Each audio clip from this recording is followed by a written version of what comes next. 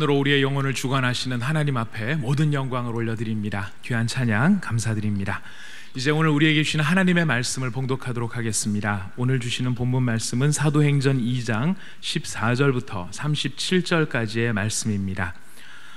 사도행전 2장 14절부터 37절의 본문 말씀 가운데 14절을 여러분과 제가 함께 먼저 읽으시고 이어서 25절부터 28절까지를 교독하도록 하겠습니다. 14절을 다 찾으셨으면 먼저 한 목소리로 같이 본문을 읽도록 하겠습니다. 베드로가 11 사도와 함께 서서 소리를 높여 이르되 유대인들과 예루살렘에 사는 모든 사람들아, 이 일을 너희로 알게 할 것이니 내 말에 귀를 기울이라. 25절 읽습니다. 제가 다윗이 그를 가리켜 이르되 내가 항상 내 앞에 계신 주를 배웠으며 나로 요동하지 않게 하기 위하여 그가 내 우편에 계시도다. 그러므로 내 마음이 기뻐하였고 내 혀도 즐거워하였으며 육체도 희망에 거하리니 이는 내 영혼을 음부에 버리지 아니하시며 주의 거룩한 자로 썩음을 당하지 않게 하실 것이미로다.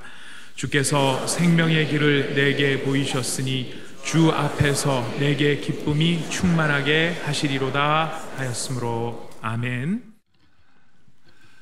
오늘은 이 한 달의 첫날이자 또 첫 주일이 되었습니다. 독특한 날인데 이 한 달 동안 룻기 2장에는 말씀처럼 우리 온 성도들 하나님의 은혜의 날개 아래 모든 심령들 가정들이 보호받기를 바랍니다. 이 한 달 동안 모든 성도들 하늘의 상 받을 자 되기를 소망합니다. 지난주에 우리는 영광스러운 교회는 사도들의 터 위에 세워진 교회예요. 또 불과 또 바람과 언어의 소통이 있는 생명의 공동체라고 말씀을 드렸습니다. 그런데 마귀는 이런 생명의 공동체가 되지 못하도록 온갖 치밀한 전략으로 공격을 합니다. 마치 악이 일상화된 것 같고 체계화된 것 같고 잠재화된 것 같습니다. 사탄의 치밀한 구조학의 세계, 또 일상화된 악에 대해서 성경은 이렇게 말합니다. 고린도서 10장 4절을 다 같이 보겠습니다. 우리의 싸우는 무기는 육신에 속한 것이 아니요 오직 어떠한 견고한 진도 무너뜨리는 하나님의 능력이라. 자, 사탄에 대해서, 사탄의 치밀한 전략에 대해서 여기서는 바울 사도가 견고한 진이라고 말씀합니다. 사탄은 이 견고한 진지 구축의 명수라는 것입니다. 악한 프레임을 짜는 전문가라는 뜻입니다. 그래서 사탄의 공격은 전략적이고 지속적입니다. 교회가 태동할 때 공격을 하고, 교회가 성장할 때 공격을 하고, 교회가 어려울 때 공격을 하는 것입니다. 제가 지금 교회라는 말을 할 때 여러분 눈에 보이는 이런 나타난 사랑의 교회 이 건물 이런 전체 또 공동체만 생각하지 말고 우리 자신도 눈에 보이지 않는 무형교회라고 생각하시기를 바랍니다. 그러니까 사탄이 우리를 치밀하게 공략을 하는 것이에요. 그리고 영적 자가 면역 질환을 제가 말씀을 드렸죠. 영적 자가 면역 질환이라는 것은 아군과 적군을 구별하지를 못해요. 우리가 나이가 들고 관절이 아프다 그랬을 때 관절 세포가 서로 막 아군끼리 막 싸우는 거예요. 아군끼리. 그러니까 관절이 아픈 거예요. 저는 전문가는 아니지만 제가 물어보니까 그렇다고 얘기를 하더라고요. 세포끼리 막 싸우는 거예요. 그래서 이렇게 될 때에 자기도 모르게 그 공동체가 화석화되어지고 굳어지고 생명을 잃어버리게 되고 죽은 조직이 되는 것입니다. 개인도 마찬가지예요. 처음에는 예수 처음 믿을 때는 하나님의 은혜로 있을 데 없는 자 왜 구원하여 주는지 난 알 수 없도다 하고 눈물 콧물을 흘리면서 감사한데 10년 20년쯤 지나면 이게 점점 이게 뭐예요? 화석화되고 굳어져 가지고 누가 약간만 건드리기만 하더라도 상처받고 그러는 거예요. 하지만 여러분, 사탄과 악의 힘이 강력한 만큼 영광스러운 교회와 생명의 공동체로 무장한 성령의 힘, 선의 힘은, 착한 힘은 100배 이상 더 강한 줄로 확신합니다. 따라서 오늘 이 말씀은, 오늘 본문의 말씀을 통해 우리는 사탄의 모든 구조학과 치밀한 전략을 극복하는데 오늘 이 말씀이 우리 모두에게 허락하신 주님의 음성이라고 들려주시기를 원합니다. 자, 오늘 본문을 보겠습니다. 본문 보면 14절에 여러분들 읽었는데요, 베드로가 11 사도와 함께 서서 소리를 높여 이르되. 이제 새롭게 이렇게 사도가 된 마띠아와 같이 12명이 다 함께 소리를 높여 이르되 예루살렘 사람들을 향하여 설교를 하는 것입니다. 오늘 이 설교는 베드로의 첫 번째 공식 설교였습니다. 그런데 그의 첫 설교였지만 제가 모르긴 몰라도 예수님의 설교를 제외하고는 지상에서 최고의 설교였다, 저는 그렇게 생각합니다. 그것은 하나님 나라의 역사, 특별히 구원 역사, 구원사적으로 보아서도 그러고 또 이 말씀은 은혜의 시대를 여는 계회 설교와 같았습니다. 결과만 놓고 보더라도 3,000여 명의 회심자들이 있었던 설교요, 사도적 설교의 모델이 되었다는 차원에서도 최고의 설교입니다. 그래서 오늘 여러분들 이 본문을 계속 반복해서 읽고 확인하고 깨달으면요, 영적으로 수지 맞는 것입니다. 어떻게 우리가 예수님 외에 최고의 설교를 들을 수 있는 특권을 갖겠어요? 이거는 하나님이 주신 큰 축복이라고 믿는 것이에요. 핵심은 이겁니다. 놀라운 사실은 불과 50일 전만 하더라도, 오늘 때가 오순절이니까 50일 전만 하더라도 베드로는 심각한 죄를 지은 사람이에요. 50일 전만 하더라도 슬프게도 심하게도 예수님을 부인한 역사에 남을 죄를 저지른 사람이에요. 그런데 딱 50일 후에 은혜의 시대를 여는 오픈하는 계회 설교자, 은혜의 시대의 주강사가 된 것이 주님의 심정을 전달하는 중개자가 된 것입니다. 오죽하면 사람들이 깜짝 놀라고 이거 도대체 어떻게 된 일이냐? 그리고 오늘 37절에 나와 있습니다마는 모든 사람들이 이 말씀을 듣고, 베드로의 말씀을 듣고, 형제들아 우리가 어찌할꼬, 우리가 도대체 뭘 했으면 좋겠나?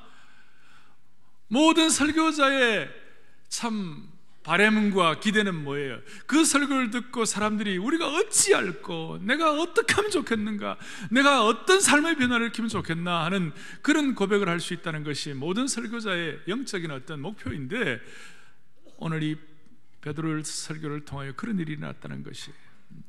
한마디로 말하면 하나님 나라의 역사는 오늘 최악의 사람이 최고의 사람이 되어가지고 이 말씀을 선포하는 것이에요. 최악의 사람이 최고의 사람으로 변화되는 것은 기독교의 복음의 심장을 깨닫고 복음이 선포되는 곳마다 살아있는 분명한 증거가 될 수 있다는 것입니다. 복음으로 인해서 최악의 사람이 최고의 사람으로 된 케이스가 얼마나 많이 있습니까? 오늘 우리 이 안에도 많이 있을 거예요. 존 뉴턴 같은 사람은 찬송가 405장 나 같은 죄인 살리신 주은의 놀라워 Amazing Grace를 썼는데, 여러분 그 뉴턴은 자기도 스스로 자기를 평가하기를 자기는 아프리카의 노예 상인을 하면서 아프리카의 가장 잔인한 탕자라고 고백할 정도로 난폭하고 거친 사람이었어요. 그의 인생에 무슨 사랑이다, 도덕이다 이런 단어는 존재하지 않았어요. 세상적으로 완전히 구제불능이었던 그가 예수님을 믿고 난 다음 최악의 사람이 최고의 사람으로 Amazing Grace를 부르는 거예요. 한국교회도 김익두 목사님이라고 계세요. 황해도의 최악의 깡패였어요. 사람들이 그만 나타나면 슬슬 피하는 거예요. 그런데 선교사님에게 말씀을 듣고 선교사님이 이 김익두 목사님에게 맞아가면서도 복음을 전하고 복음의 심장을 펼치고 난 다음에 그거 깨닫고 난 다음에 깨어지고 성령으로 깨어지고 난 다음에 그 깡패 김익두가 한국교회의 초대교회의 위대한 정말 최고의 목사님으로 되었어요. 그래서 김익두 목사님의 영향을 받아 200명의 목사님이 나왔어요. 놀라운 일이에요. 최악의 깡패가 최고의 붕사가 된 거예요. 잘 아시는 대로 어거스틴은 10대에 타락해가지고 이미 사생활을 낳았던 사람이에요. 만이교회에 빠져가지고 방황을 했습니다. 그런데 하나님의 은혜로 회심하고 난 다음에 그는 교부 신학의 완성자, 은혜의 신학을 집대성한 사람이 됐었어요. 최악의 사람이 최고의 사람이 된 거예요. 오늘 베드로가 마찬가지였어요. 그는 시몬으로, 그는 그냥 평범한 돌멩이로 있던 그 사람을 주님께서는 최고의 하나님 나라의 하나님의 교회에 반석 삼으시고 이런 놀라운 은혜 시대를 오픈하는 개회 설교자를 만들어 주신 거예요. 할렐루야. 이것은 저와 여러분도 마찬가지예요. 우리들도 이런 속성이 있는 거예요. 부족하고 약한 저희들이 오늘 이와 같은 예배에 참석하며 예수는 나의 힘이요 찬양할 때, 나의 기쁨, 나의 소망 주 예수 할 때, 부족한 우리 인생이 하나님의 특별한 쓰임 받는 사람으로, 특별한 존재로 새로워지는 것, 새 차원으로 올라가는 것입니다. 할렐루야. 오늘 누구도 그렇습니다. 복음의 심장을 깨닫고 복음의 심장의 그 벌떡거리는 그 핵심을 우리가 깨달을 수 있다면 실수하는 사람이라 할지라도 실패하지 않는 인생으로 만들어 주시는 것입니다. 베드로가 오늘 최고의 설교를 할 수 있었던 핵심이 무엇입니까? 여기 보니까 베드로의 설교는 첫째는 성경적인 메시지였어요. 단순한 메시지였어요. 16절에 보니까 이는 곧 선지자 요엘을 통하여 말씀하신 것이라고 그랬고, 25절에 보니까 다윗이 이를 가리켜 기르되, 요엘서라든지 시편이라든지 또 34절 35절에도 보니까 시편 110편, 그러니까 자기 얘기가 아니라 성경 말씀 그대로 소박하게 설교를 했어요. 근데 그것이 그냥 사람들에게 쾅쾅 하면서 사람을 변화시킨 거예요. 그리고 이 말씀의 모든 내용의 핵심은 예수 그리스도 중심적이었어요. 복음의 심장인 예수 그리스도 중심적이었고, 그리고 이 말씀은 실천적이었고 설득력이 있었기 때문에 사람들의 변화를 갖고 오게 된 것입니다. 사랑의 교회 강단이 그렇게 되기를 바랍니다. 아니, 우리 인생도 이렇게 표현되어 있으면 좋겠어요. 그래서 베드로의 설교를 제가 크게 두 가지를 생각했어요. 첫 번째, 베드로의 설교는 성경 자체를 말씀했어요. 16절, 이는 곧 선지자 요엘을 통하여 말씀하시기를. 그리고 요엘을 통하여 앞으로 그 이후에 일어날 오늘 우리가 살아가고 있는 이 성령시대, 은혜의 시대를 표현하고 있어요. 은혜의 시대의 문을 여는 것이, 은혜의 시대의 문을 여는 것. 또 19절 20절에 쭉 보면 은혜의 시대의 일출과 일몰에 대해서 자세하게 설명을 하고 있는 거예요. 더더구나 이게 더 주님의 날, The Day of the Lord라는 유명한 이 말씀을 같이 나누는 것인데, 이 모든 내용의 핵심이 뭐냐, 그리고 그 모든 내용의 핵심을 설명을 할 때 23절, 24절, 25절은 특별히 24절에 하나님께서 그를 사망의 고통에서 풀어 살리셨으니 이는 그가 사망에 매여 있을 수 없음이라. 예수 그리스도의 부활을 말씀하는 거예요. 다윗의 예를 가지고 설명하는 거예요.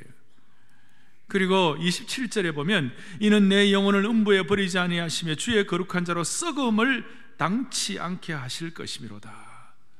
말씀의 핵심은 부활하신 예수 그리스도를 설명을 하는데, 지금 베드로의 입장에서는 부활하신 예수 그리스도를 설명할 때에 자기가 예수님 만났고, 부활하신 예수님 만났고, 부활하신 예수님 음성을 들었고, 내가 예수님의 부활의 증인이라고 자기의 경험을 얘기하면 될 터인데, 베드로는 지금 자기의 경험을 얘기하지 않고 경험적 논증을 하지 않고 성경적인 논증을 하는 거예요. 성경이 이렇게 얘기했다고 성경을 말씀하시는 거예요. 가장 중요한 것은 베드로는 자기의 체험보다 더 중요한 것, 성경 하나만을 들고 나가서 증명해도 모든 사람들이 이 성경을 깨닫고 마음에 찔려가지고 부활하신 주님 앞에 무릎을 꿇도록 은혜를 베풀어 주신 것이에요. 그러니까 오늘 핵심은 뭐냐, 베드로는 자기의 경험과 자기의 체험보다도 하나님의 말씀, 예언의 말씀, 성경 자체를 더 소중하게 여기고, 그 말씀 자체가 능력 있게 성령의 은혜로 펼쳐질 때 사람들은 변화될 수 있다 하는 그것을 우리에게 보여주신 것이에요. 이것은 베드로뿐만이 아니라 느헤미야 8장 8절 9절을 잠깐 보겠어요. 같이 읽어보겠습니다. 하나님의 율법책을 낭독하고 그 뜻을 해석하여 백성에게 그 낭독한 것을 다 깨닫게 하니 그 다음에 백성이 율법의 말씀을 듣고 다 우는지라. 느헤미야가 무슨 큰 독특한 해석, 시대적인 어떤 흐름에 대해 설명한 것이 아니에요. 율법책을 그냥 낭독하고 그 율법 1절은 이렇고 2절은 이렇고 레위기는 이렇고 그 다음에 신명기는 이렇다고 그 뜻을 해석하니까 백성이 그 낭독하는 것을 다 깨닫게 하니 성령의 역사겠죠. 백성이 그 율법을 듣고 다 어떻게 됐어요? 우는지라.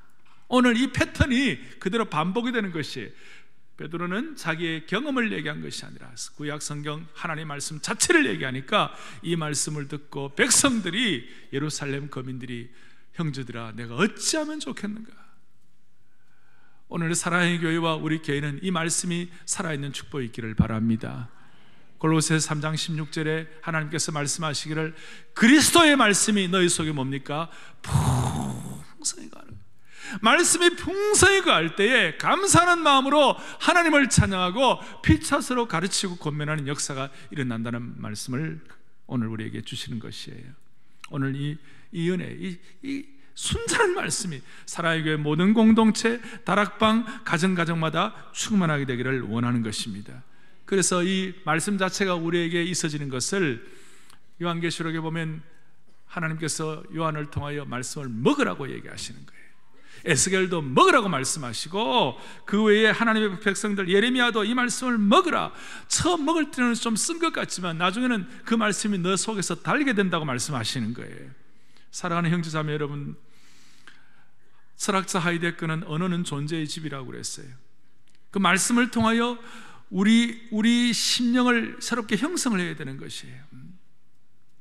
언어를 말씀으로 가득 채워야 된다는 것이 무슨 뜻입니까?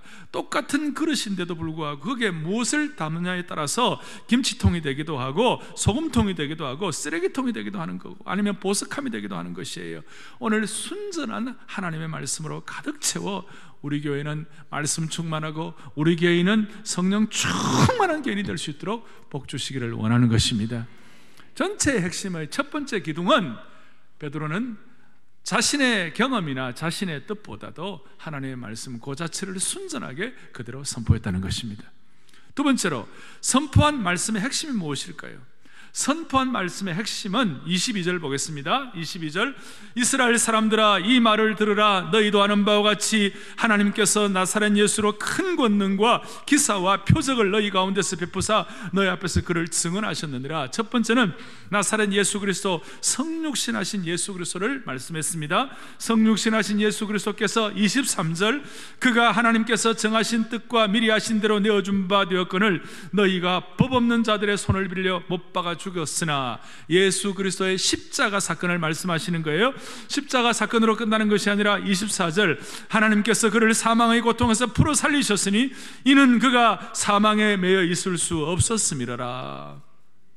예수 그리스도의 부활을 말씀하시는 거예요. 말씀의 핵심은 성육신하신 예수 그리스도, 다음으로 십자가에 달려 돌아가신 예수 그리스도, 부활하신 예수 그리스도. 그 다음에 뭐라고 말씀하십니까? 이것까지 정도 되는 것이 아니라 34절 35절 보겠습니다. 34절 35절, 다윗은 하늘에 올라가지 못하였으나 친히 말하여 이르되 주께서 내 주에게 말씀하시기를, 35절, 내가 너의 원수로 너의 발등상에 되게 할까지 너는 내 우편에 앉아 있으리로다. 하나님 우편에 계시는, 다윗이 지금 우편에 올라간 건 아니잖아요. 다윗은 선지자거든요. 다윗은 하나님의 말씀을 예언하는 사람이었거든요. 왕이셨지만 선지자였어요. 다윗 자체가 하나님 우편에 앉아 있는 것도 아니고, 그 다음에 보십시오. 여기에 27절에 이는 내 영혼을 음부에 버리지 아니하시며 주의 거룩한 자로 썩음을 당하지 않게 하실 것이므로다. 다윗이 고백하는 것이지만 다윗이 썩음을 당하지 않는 것이 아니에요. 다윗도 육신의 몸을 입고 있어요. 죽었어요. 썩음을 당했어요. 다윗이 35절에 있는 것처럼 하나님 우편에 앉아있는 사람은 아니었어요. 이것은 다윗의 시로 말미암은 예수 그리스도를 설명하는 것이에요. 뭘 말합니까? 예수 그리스도의 성육신, 예수 그리스도의 십자가에 달려 돌아가심, 예수 그리스도의 부활하심, 예수 그리스도의 하나님의 우편에 앉아 계시는 승귀라고 그러는데 조직신학적인 용어로 하나님 우편에 앉아 계시는 것, 예수 그리스도에 대해서 자세히 설명을 한 거예요. 한마디로 말해서 베드로는 예수 그리스도로 충만한 설교를 했기 때문에 그 설교가 지상 최고의 설교가 된 줄로 믿습니다.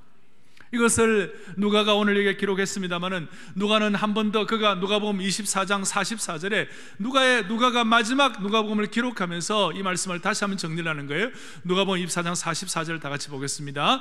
또 이르시되 내가 너희와 함께 있을 때에 너희에게 말한 바 곧 모세의 율법과 선지자의 글과 시편에 나를 가리켜 기록된 모든 것이 이루어져야 하리라 한 말이 이것이라 하시고, 보세요.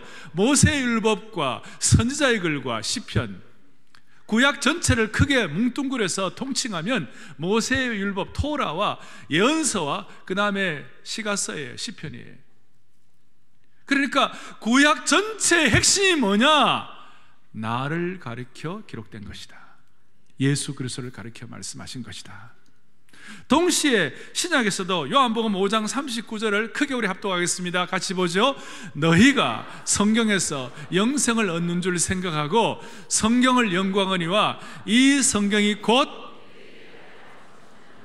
아멘. 이 성경이 곧 누구에 대해 말씀하는 것이라고요? 내게 대하여, 예수님에 대해 말씀하시는 것이라. 그러니까 성경은 신구약 전체를 통한 예수님에 대해서 말씀하시는 것이라. 그 결과 모든 성경은 예수님의 사역을 예언하고 예수님의 사역을 준비하고 예수님의 사역을 드러내고 예수님께서 사역하신 결과를 나타내는 것이에요.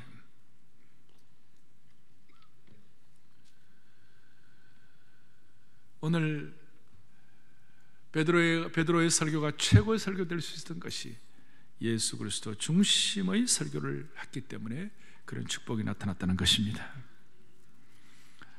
우리 자신이나 사랑의 교회는 한결같이 한 생애를 다하는 동안 이 초점을 조금도 놓치지 않는 그런 축복이 있기를 바랍니다. 오늘 강단에서 도덕도 얘기해야 되고 윤리도 얘기해야 되고 다 얘기해야 되지만 그러나 그 모든 것들은 다 예수 그리스도로 출발이 되어야 할 줄로 믿습니다. 자, 이제 오늘 제일 중요한 것입니다. 예수 그리스도 중심의 설교를 했습니다. 그렇다면 그것이 설명으로만 끝나면 안 되잖아요.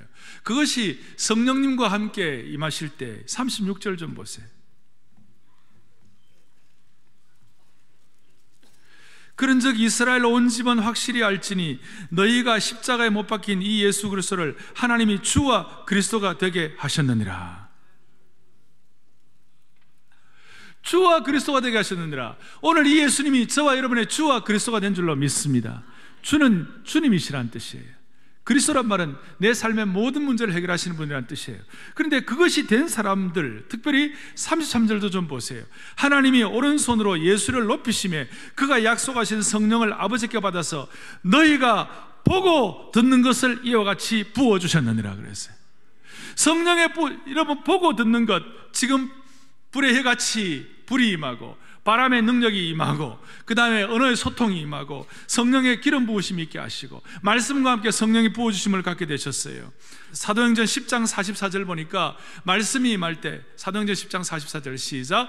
베드로가 이 말을 할 때 성령이 말씀 듣는 모든 사람에게 내려오시니 그랬어요. 놀라운 말씀이죠. 베드로가 이 말을 할 때 성령이 말씀 듣는 모든 사람에게 내려오셨어요. 고넬료의 집에 막 내려오신 거예요. 하나님의 말씀이 고넬료에게 예수님 중심으로 설교를 하고 깨닫게 하시니까 성령이 말씀 듣는 모든 사람에게 막 부어지는 거예요. 막 부어지는 거예요. 오늘 예배에 성령이 부어주시는 은혜가 있기를 바라는 것이에요. 그래 막 부어진다는 것이 뭘로 증명이 되는 거예요? 제가 자꾸 얘기합니다만 불 받아가지고 뭐 할 거예요? 막 뛸 거예요? 마라톤 하실 거예요? 불 받아가지고 막 무슨 역사를 일으킬 거예요. 그것이 아니에요. 내 삶에 성령이 부어지는 역사, 예수님이 초점이 되는 메시지의 핵심이 우리에게 다가올 때마다 모든 성도들마다 공통적으로 나타나는 사건이 하나 있는 거예요. 내가 어찌할꼬, 형제 내가 어찌할꼬, 주님 앞에 자신을 돌아보는 사람들마다 자신의 무력감과 자신의 부족함을 느끼고 주님 앞에 납작 엎드리는 사람들마다 나타나는 공통적인 현상이 하나 있는 거예요. 예수 믿고 구원받고 성령의 부어주심을 경험하는 사람들마다 무엇을 체험하게 되는가? 25절 다시 한번 보겠습니다. 다윗이 그를 가르쳐 이르되 내가 항상 내 앞에 계신 주를 배웠으며 나로 요동하지 않게 하기 위하여 그가 내 우편에 계시도다. 이 말씀을 시편 16편 8절을 가지고 다시 이렇게 기록한 것인데요. 시편 16편 8절을 한번 다시 읽겠습니다. 내가 여호와를 항상 내 앞에 모시며 그가 나의 오른쪽에 계심으로 내가 흔들리지 아니하리로다. 여러분, 여호와를 항상 내 앞에 모신다 그랬을 때 어디에 모시는 거예요? 주님을 내 마음에 모시는 거죠. 내 인격과 내 마음에 모시는 거죠. 예수님을 마음에 모신 사람, 성령님을 통하여 예수님을 마음에 모신 사람, 성령이 부어져서 성령의 바람과 불과 소통의 역사를 경험하는 사람들이 나타난 공통적인 현상이 뭘까? 내가 어찌할꼬 주님 앞에 자신을 돌아보는 사람에 나타나는 공통적인 현상이 뭘까? 25절 뒤에 26절, 27절을 다시 한번 다 같이 읽겠습니다. 시작. 그러므로 내 마음이 기뻐하였고 내 혀도 즐거워했으며 육체도 희망에 거한다고 그랬어요. 됐습니다. 잠깐만요. 내 마음이 어떻게 됐어요? 기쁨. 내 혀가 어떻게 됐어요? 마음에 예수님을 모시는 사람들마다 나타나는 성령의 기름 부으심이 있는 사람들에게 나타나는 공통적인 현상에 마음에 기쁨이 있는 것이에요. 혀가 즐거워하는 것이에요. 더더구나 29절 보세요. 주께서 생명의 길을 내게 보이셨으니 주 앞에서 내게 기쁨이 충만하게 하려 하심이로다. 오늘 저는 제 개인의 어떤 생각을 보태고 싶은 마음이 없어요. 하나님의 말씀이 임하는 곳마다, 복음의 심장인 예수 그리스도의 부활의 능력이 펼쳐지는 곳마다, 말씀을 통하여 성령이 부어지심을 경험하는 곳마다 내 마음이 기쁨이 있고 내 혀가 즐거움이 있고, 그리고 생명의 길의 역사를 경험하는 자마다 내 삶에 기쁨이 충만하리로다. 이것이 성령의 인도함을 받는 개인과 공동체의 능력, 복음의 심정을 깨달은 하나님의 사람들의 삶의 형편이라고 말할 수 있습니다. 예수님 모시고 난 사람에게 있어서 가장 두드러지게 나타나는 증거가 뭐냐? 바로 기쁨이라는 거예요. 바로 기쁨이다. 기쁨이 충만해. 그리고 이 기쁨은 기뻐할 수 없는 사람들이 기뻐하는 것이에요. 세상적으로 볼 때 기뻐할 것이 별로 없는 사람들인데 기뻐하는 것이에요. 당시에 수많은 사람들 노예들이었는데 노예들이 뭐 기뻐할 것이 있겠어요? 숨쉬는 짐승들이 뭐가 기뻐할 것이 있겠어요? 그런데도 불구하고 오늘 26절을 고백하는 거예요. 내 마음이 기뻐하고 내 혀도 즐거워한다. 모든 영적 다윗의 계보를 가진 영적 후예들은 모두의 마음속에 성령의 부은 바람을 통하여 모두가 다 주님이 주시는 기쁨이 충만하다는 것이. 바울과 실라를 보십시오. 이 기쁨은 감옥에서 가진 기쁨이셨어요. 더더구나 사도행전 5장 41절을 다 같이 봅니다. 다 같이 시작. 사도들은 그 이름을 위하여 능력받는 일에 합당한 자로 여기심을 뭐 하면서요? 공의 앞을 따랐다. 지금 사내들은 공에서 사형 선고 내리고 감옥에 투옥되고 이제는 뭐 인간적으로 보면 굉장히 힘든 그런 상황인데도 불구하고 능력받는 상황이에요. 그 상황에서도 하나님 앞에서 기뻐하시는 거예요. 기쁨이 충만한 거예요. 이것이 오늘 복음의 심장을 깨닫고 예수님을 내 마음에 모신 사람의 가장 강력한 특징인 줄로 믿으시기 바랍니다. 지금 우리에게 문제가 있어요. 이 예수님을 모신 이 기쁨이 우리에게는 자꾸 약해지고 있는 거예요. 마귀는 견고한 구조학을 통하여 우리에게 이 기쁨이 있지 못하게 하려고 별 수를 다 쓰는 거예요. 우리가 예수를 믿을 때 내가 매일 기쁘게 순례이기를 행하면 주의 팔이 나를 안보하며 주가 나와 동행을 하며 나를 친구 삼으셨네. 우리 서로 받은 그 기쁨은 알 사람이 없도다. 주 내 마음에 오신 후에 주 날 인도하시네. 더욱 섬길수록 더 귀한 주님, 매일 내 마음에 기쁨이 넘치네. 이걸 우리에게 고백으로 주었는데 과연 그러하냐 이 말이에요. 주님을 내 마음에 모시고 사니까 오늘 다윗이 고백한 대로 제일 먼저 나타나는 현상이 기쁨인데 이 기쁨이 과연 있느냐 그 말이에요. 우리는 오늘 인생의 바다를 항해야 합니다. 인생의 바다를 항해하는 배를 하나씩 다 우리는 운행하고 있습니다. 여러분이 운행하는 배의 이름이 뭔지는 몰라요. 어떤 사람은 여러분 이름이 있을 거고, 어떤 사람은 그것이 비즈니스가 될 수 있을 것이고, 어떤 사람은 공동체의 배예요. 그 배의 이름이 저는 정현이고, 여러분들은 여러분 이름의 배가 다 정현호 이렇게 움직여요.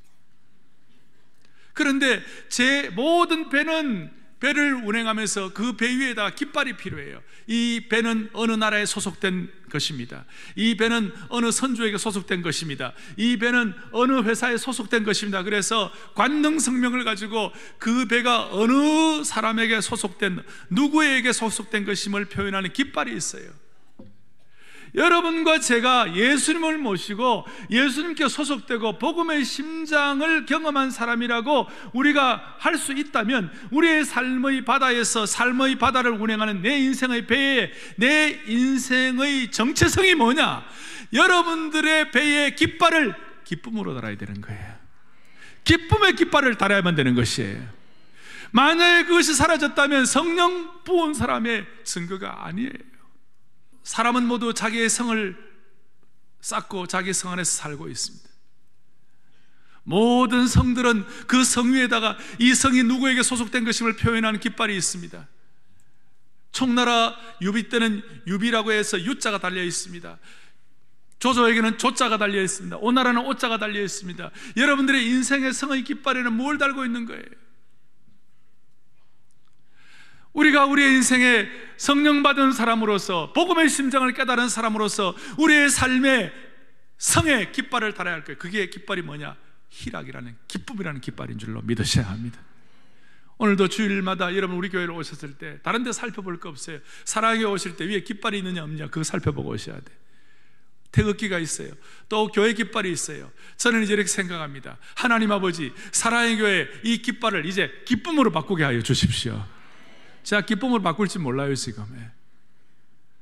여러분들의 삶의 깃발이, 기쁨의 깃발이 너무 축 늘어져 있는 건 아니에요? 아니면 그 기쁨을 내려고 꼬리 내리고 사는 것 아니에요?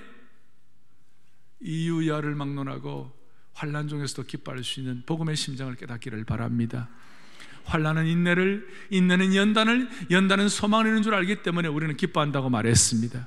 오늘 이 말씀을 중심으로 하면 우리가 환난 중에 있다 할지라도, 어려움 가운데 있다 할지라도 우리가 기뻐하면 그 기쁨 속에 예수님의 성육신을 깨달을 수 있고, 그 기쁨 속에 예수님의 십자가 사건을 깨달을 수 있고, 그 기쁨 속에 예수님의 부활을 깨달을 수 있고, 그 기쁨을 가지고 오늘도 하나님 우편에서 우리를 위해 기도하시는 예수님의 중보기도의 음성을 들을 수 있도록 만들어 주시는 것입니다. 신비한 것입니다.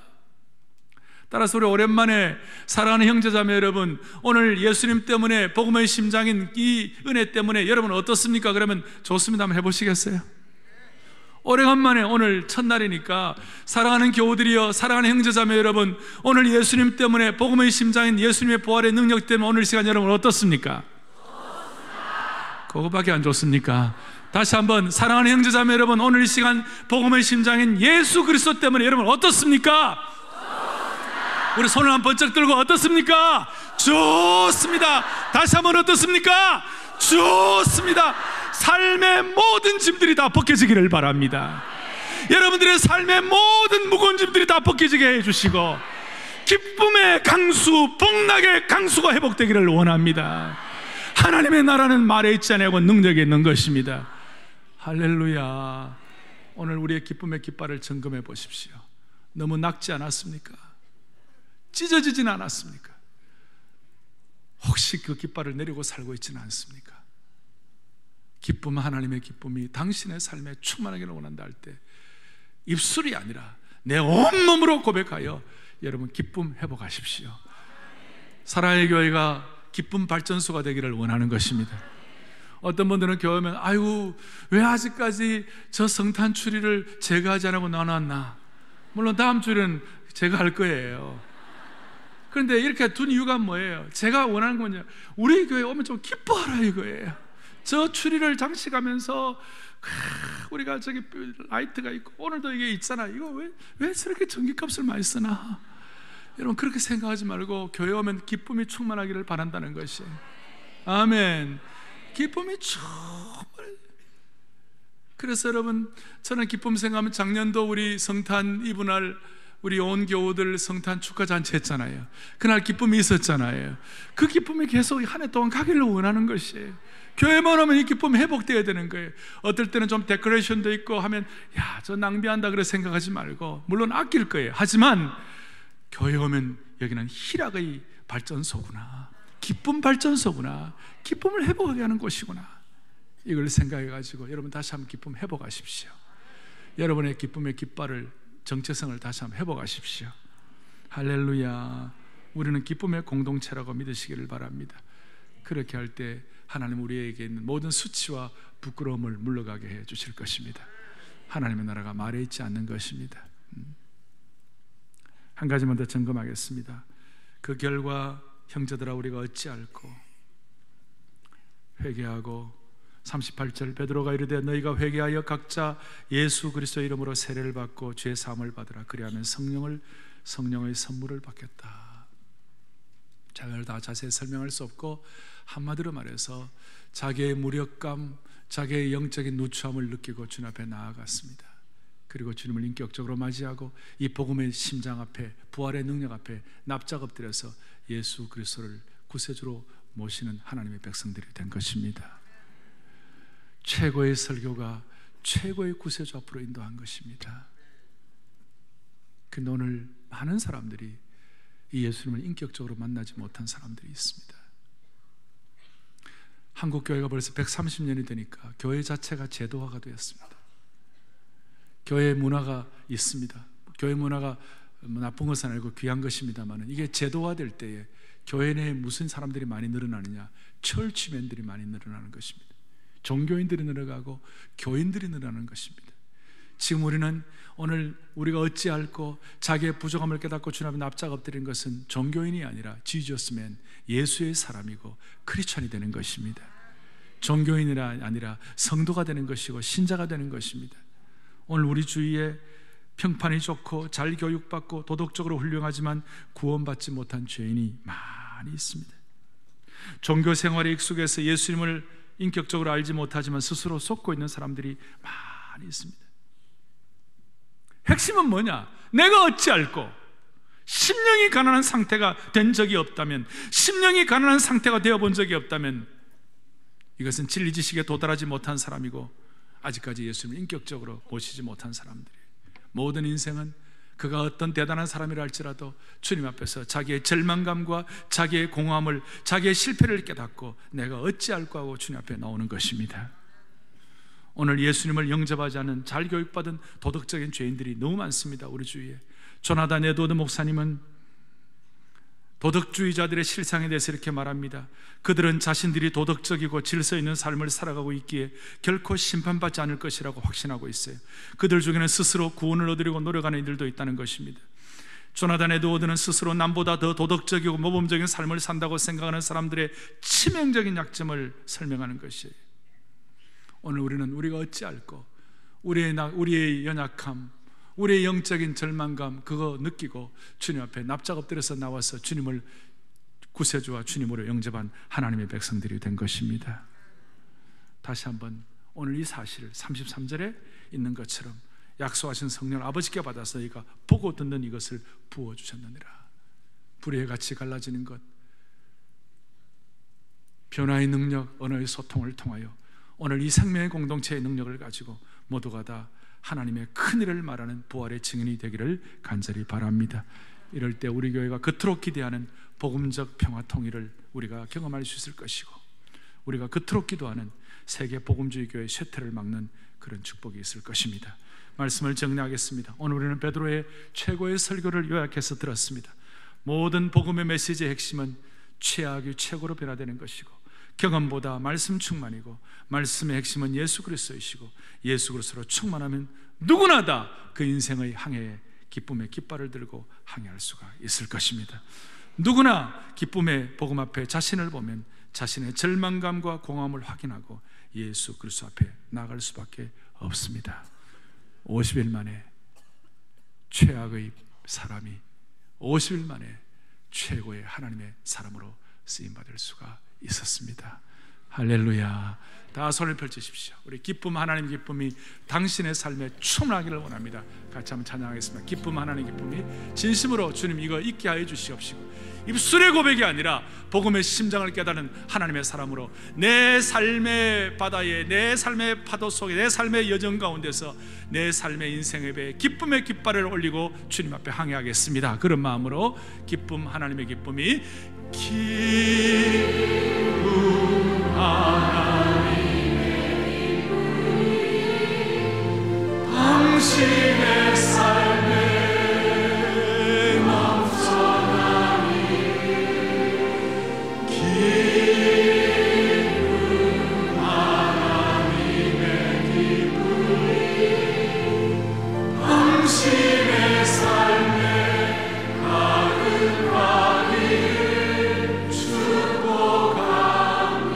다시 한번 기쁨, 하나님의 기쁨이 소망하면서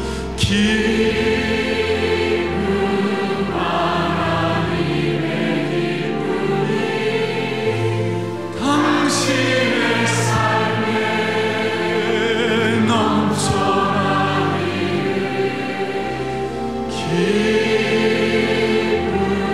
하나님의 기쁨이 당신의 삶에 가득하기를 축복합니다. 가슴에 손을 얹겠습니다.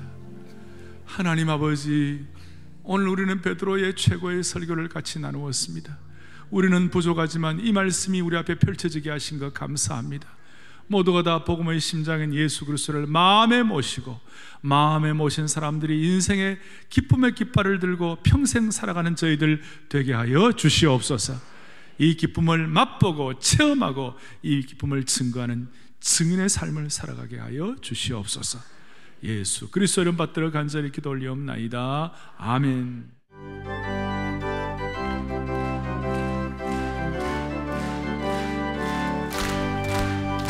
내가 매일 기쁨에 주의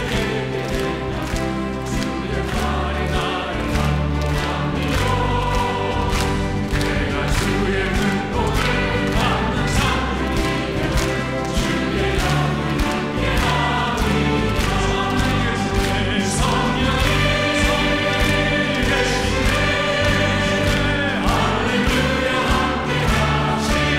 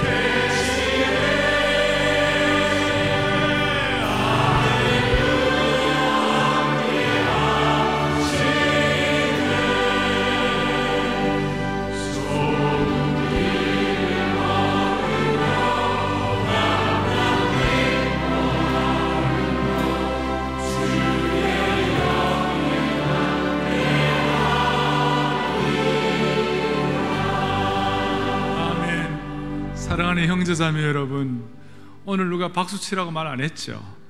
그래도 알아서 여러분들 뭐 자연스럽게 박수치고 그러는데요, 한 가지는 주의 영이 계시는 곳에는 자유함이 있느니라. 박수를 치든 안 치든 상관이 없이 우리는 성령의 기름 부으심을 사모하고 성령의 공동체임을 믿는 것입니다. 그래서 여러분들 이 안에 자유함이 있어야 되는 거예요. 정말 우리가 어떤 판단을 갖는 것이 아니라 자유함을 가지고 치유의 능력을 경험하시길 바랍니다. 한 번 더 성령이 계시네. 천천히 하죠. 성령이 계시네 할렐루야 함께하시네. 믿고 찬양하세요. 좋은 길을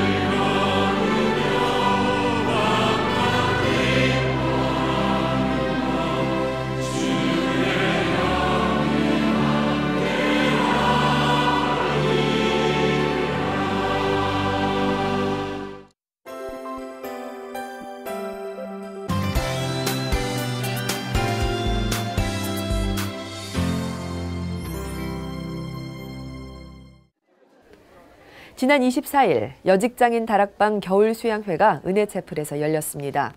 이른 아침부터 시작된 수양회는 지체하지 않으시는 성령님이라는 주제 아래 고성삼 목사가 첫 번째 말씀을 전하고 이어서 박영은 목사와 여직장인 다락방 담당 교역자인 정은성 목사가 말씀을 전했는데요. 겨울방학 동안 갈급했던 말씀의 은혜가 풍성히 채워지는 귀한 예배 시간이었습니다. 또 오늘 모인 이제 순장님들, 순환들이 여기서 그 은혜가 정말 충만해서 또 직장에서도 그게 말씀이 살아서 좀 변화되고 순원들이 정말 더 능력을 받았으면 좋겠습니다. 이 여직장인 다락방은 특별히 직장도 다니고 또 가정도 지켜야 되고 또 교회 일도 해야 되니까 특별히 더 어려움이 많아요. 그러다 보니까 더 하나님께 은혜를 더 많이 갈구하게 되는데 이 수양회를 통하여 힘을 얻어서 교회를 사랑하는 그 사역들을 잘 감당하기를 바랍니다. 말씀을 들으며 새학기를 맞는 각오를 다지고 가정과 직장, 교회 생활을 잘 감당할 수 있도록 마음을 모았던 겨울 수양회. 여직장인 다락방 순장과 순원 모두가 수양회에서 받은 말씀의 은혜 가운데 각자에게 주어진 역할을 잘 감당할 수 있기를 소망합니다.